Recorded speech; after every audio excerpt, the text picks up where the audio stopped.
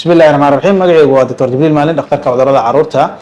maanta waxaan rabnaa inaan ka hadalno su'aalo muhiim ah ee badanaa maamooyinka ku soo noqnoqdeen anagana aad noo soo weydiiyeen oo ku saabsan cunugooda markii uu fadhiisanayo ama cunugooda inuu fadhiga ka daahay istaag ka daahay wax la mid ah cunugaaga fadhiga uu ka daahay ama istaag uu ka daahay waxa la oran karaa markii aan aragno da'dan inuu gaaray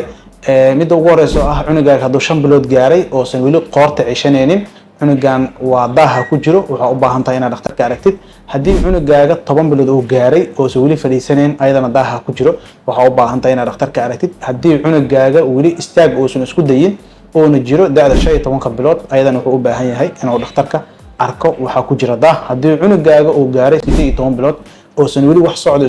isku dayin ayadana waxa ku jiro daah wuxuu u baahan yahay inuu dhakhtarka arko intaas oo isku daray waxay u baahan yihiin baaritaano dheeri ah in dib loo fiiriyo dib loo qiimeeyo oo dhakhtarka dib u fiiriyo sida daraadeed haddii cunugaaga da'daas uu gaaray oo aanan lagu arkin inuu sameynayo activity-gaas soo sheegnay waxa u baahan yahay inuu dhakhtarka la kulmo